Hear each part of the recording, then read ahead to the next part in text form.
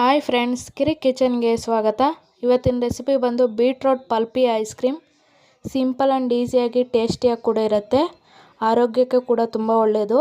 ಅದಕ್ಕೆ ಬೇಕಾಗಿರುವ ಇಂಗ್ರೀಡಿಯೆಂಟ್ಸ್ ನೋಡ್ಕೊಂಡು ಬರೋಣ ಬನ್ನಿ. ನಾನಿಲ್ಲಿ 2 ಬೀಟ್ರೋಟ್ನ ಸಣ್ಣ ಸಣ್ಣದಾಗಿ ಕಟ್ ಮಾಡಿ ಇಟ್ಕೊಂಡಿದ್ದೀನಿ.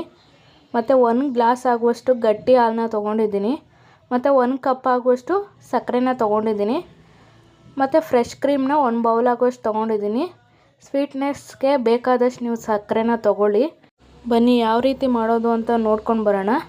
ಒಂದು ಜಾರ್ಗೆ ಕಟ್ ಮಾಡಿ ಇಟ್ಕೊಂಡಿರೋ ಬೀಟ್ರೋಟ್ನ ಸೇರಿಸ್ಕೊಳ್ಳಿ.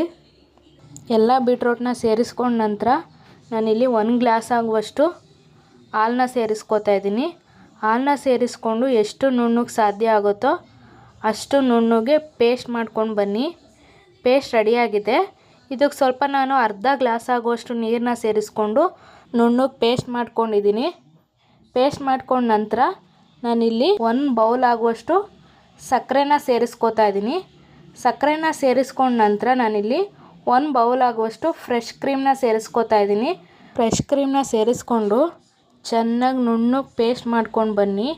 ಎಷ್ಟು ಸಾಧ್ಯ ಆಗುತ್ತೋ ಅಷ್ಟು ನುಣ್ಣಗೆ ಪೇಸ್ಟ್ ಮಾಡ್ಕೊಂಡು ಬನ್ನಿ.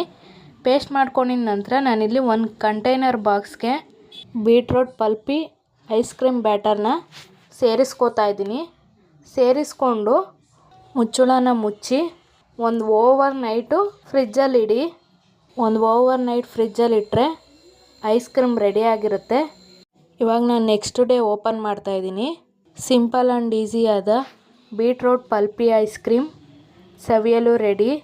ನೀವು ಒಮ್ಮೆ ಮನೇಲಿ ಟ್ರೈ ಮಾಡಿ ಹೇಗಿತ್ತು ಅಂತ ಕಮೆಂಟ್ ಬಾಕ್ಸಲ್ಲಿ ತಿಳಿಸಿ. ಆರೋಗ್ಯಕ್ಕೂ ಕೂಡ ತುಂಬ ಒಳ್ಳೆಯದು.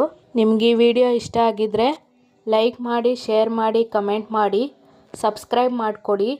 ಪಕ್ಕದಲ್ಲಿರೋ ಬೆಲ್ಲೈಕನನ್ನು ಕ್ಲಿಕ್ ಮಾಡಿ ವಿಡಿಯೋನ ಕೊನೆ ತನಕ ಸ್ಕಿಪ್ ಮಾಡದೆ ನೋಡಿ.